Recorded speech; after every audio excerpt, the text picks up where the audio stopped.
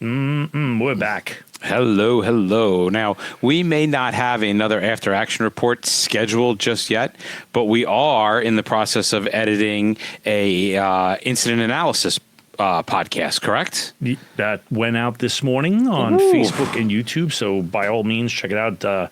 What was it? Utilities are an ideal H, which is an intriguing topic. It most certainly is, and that's with Mike Callan. Always good to talk with him and get his insights. Tons and tons of information. We're going to be trying to, slowly trickle out of him over the next couple of months. Yeah, like maple syrup, like when they go to tap maple syrup. He's not an old tree. Come on. I love Mike. Battery destroyers, we just recorded it. All the data has come in. We are starting to put it together, and we're going to get the interested parties on there. We're going to have a wrap-up show. A lot of stuff coming out. Next week we'll be in Virginia. You're going to be at the Virginia conference, and then the month after you got Hot Zone, and then we're going to be at Convergence playing around for a little while there. Loving it, having fun. Can't wait. Always a good time. Buy us a drink. Yes, or if you want to, or a couple, or just sit and talk.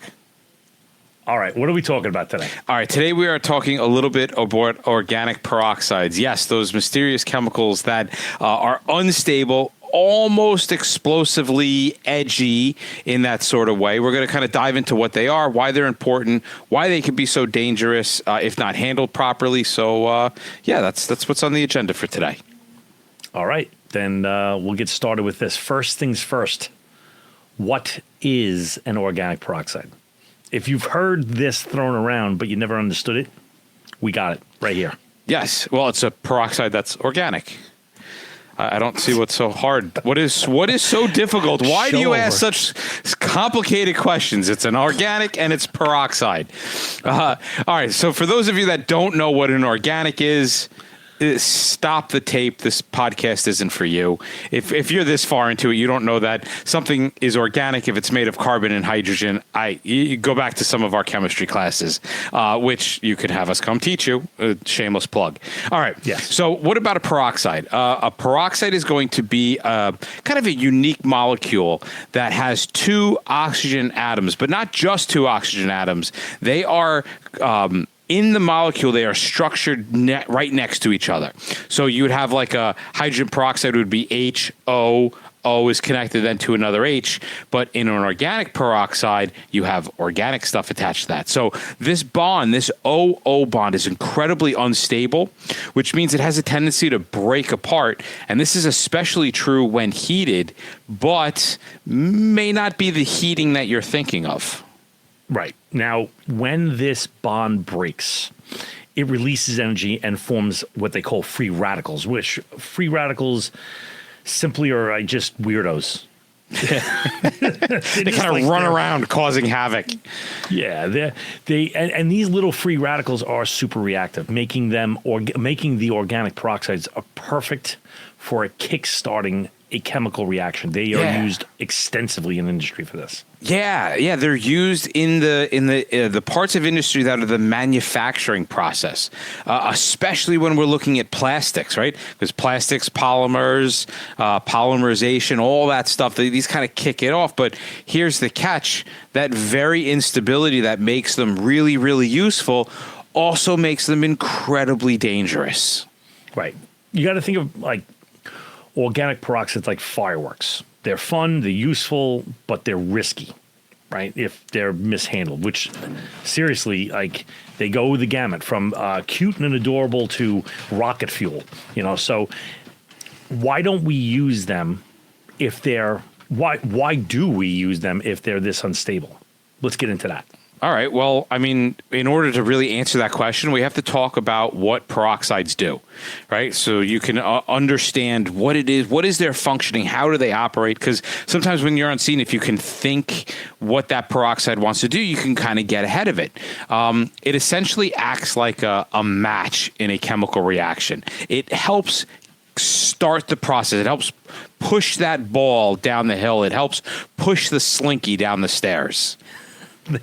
Right. So they work to decompose things into free radicals and They can even initiate things like, polymerization, which we've talked about extensively in other episodes. You can go back and listen to that. But basically, when we have manufacturers that want to make like some foam, some plastic, some rubber, then the organic peroxide is like the tool of choice.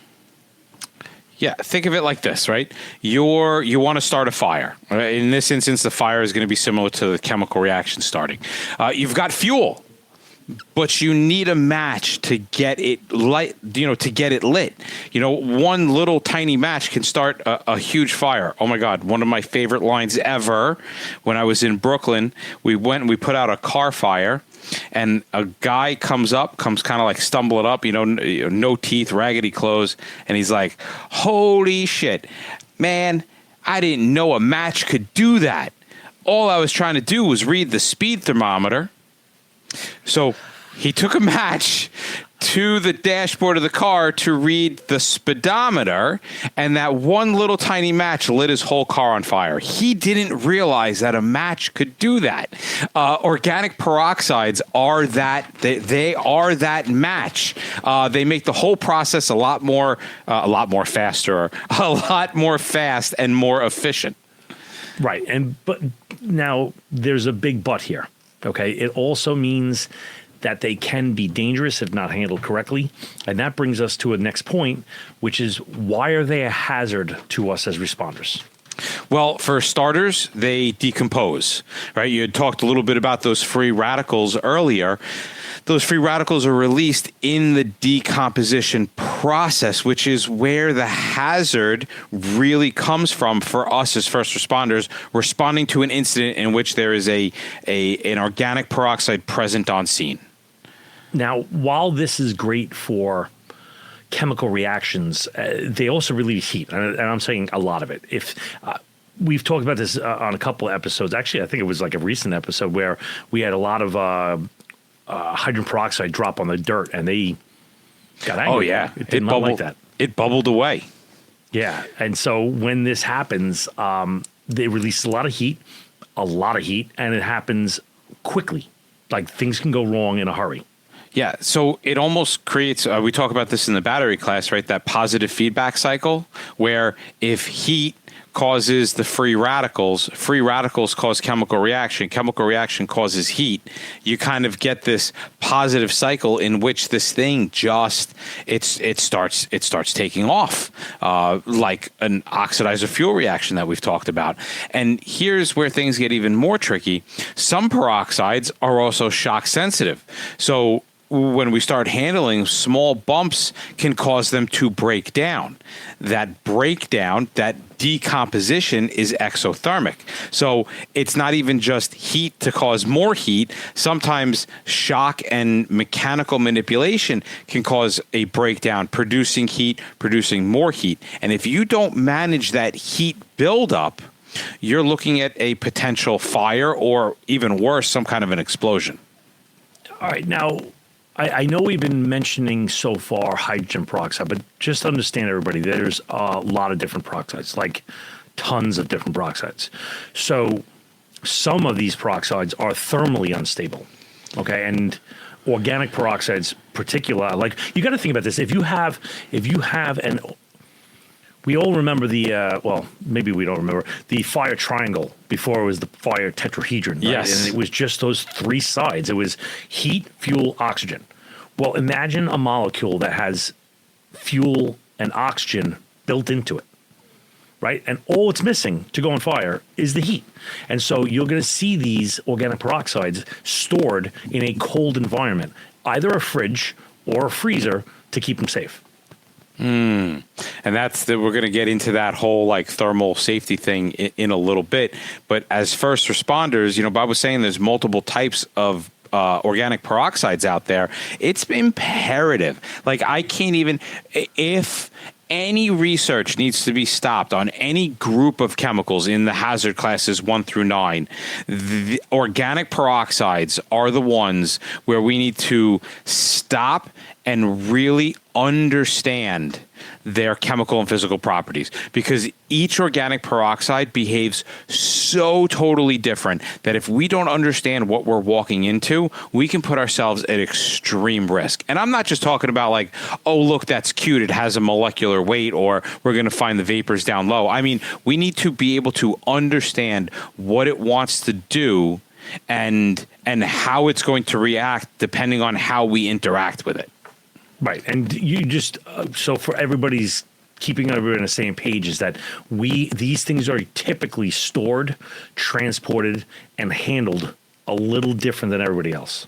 Yeah, yeah, and we have to understand that, because when we arrive on scene, we are then going to be storing, transporting them, handling them. So the lessons that we can take away from industry on how they deal with it are the same lessons that we're going to be applying to our response, which brings us to thermal decomposition and SADT, which stands for self-accelerating decomposition temperature. This hits right back. This is the official terminology for what I was talking about before in that positive feedback cycle, right? Where you get a little bit of heat. The heat leads to a chemical reaction. Chemical reaction leads to a free radical. Free radical brings you to a chemical reaction, which releases heat. And the cycle just gets worse and worse and worse. So the self-accelerating decomposition temperature is one of the key critical concept that you need to know in this world of organic peroxides. It is essentially a point of no return. It is the lowest temperature at which the organic peroxide starts to break down uncontrollably. Right. And once you hit this temperature, the decomposition process basically just speeds up as more heat is generated. This is like what Mike was saying, that positive feedback loop where the decomposition increases, which creates more heat, and then you got the cycle going. The chain reaction then can lead to fires, because whatever it's in contact with or even in a proximity with, you could have now fires, explosions, and other hazardous situations pop up all around you. Oh, speaking of popping up, Bob, I think it's time for a quiz. All right, where are we? All right, so when it comes to the storage and transportation, right, it's super critical to keep these organic peroxides well below their SADTs to avoid runaway reactions. This is where how we operate in our response is going to make a difference. Right, so the takeaway, right? Where are they stored in? They're going to be stored in controlled in conditions. The temperature control is everything. If organic peroxides are allowed to reach that SADT, you need to act fast. Yeah, yeah. So and now in the technical terms of an SADT, if you are at the SAD temperature, it technically should be stable for a week. So past that week mark is where things start to get sketchy. But as you increase in temperature, you exponentially decrease in your time. So we would want to ask ourselves, if keeping it cool is the option, then how do we keep it cool on scene? Like, what things might be available to us on scene? I'm not in the environment. I don't have the answers for that. But these are the questions, if you're dealing with an organic peroxide, that you need to be like, all right, how can I keep it cool? Can I bring in a refrigerated truck? Maybe I could transport it, to a facility that's got cold storage right here. Maybe there's an ice rink right down the road. Let me go put it on the ice rink. Like, there are various options, and of course we don't want to ever go too cold. We want to try to maintain, the safe control temperature of these things. But temperature isn't our only concern when it comes to organic peroxide. Another big factor is going to be contamination. These chemicals are so highly reactive to so many different materials. If you got them contaminated with an amine, a metal ion, an acid, a base, they can trigger unwanted decomposition regardless of temperature. Right. And just so everybody understands, contamination is anything that's not supposed to be in there, right? Like, if I design a molecule, whatever it is, then it is designed to have that I don't want to say contaminant. The molecule is designed to be like that. But if I get something in there like dirt, dust, anything, I could have a problem. So something as simple as like the wrong type of metal coming in contact with organic peroxides can have that dangerous reaction. And this is why when we're dealing with these chemicals, special materials for handling and storage are required. Yeah. Now, although stainless steel is often recommended as the equipment used for transporting and storing organic peroxides, mainly because it minimizes that risk of contamination, that's not like a hard and fast rule. So even in something like I'm going to overpack this material, I need to really be concerned as to what that overpack material is, because if I put it in there, that would be considered contamination, or dust in there would be considered contamination. So let's talk about fire for a second. If decomposition leads to that fire situation, what are we going to do? Well, if the temperature gets too high, or if there's a fire, then you're going to probably want to evacuate and cool down the material as best as you can. Yeah. So what do you think? Like a fire breaks out in these kinds of things, we're going to now go into firefighting mode, right?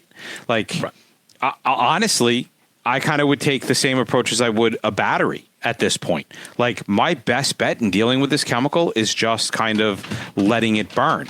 And that's that holds a lot of weight because, one, I can burn through all the material, and two, many organic peroxides release flammable gases as they decompose.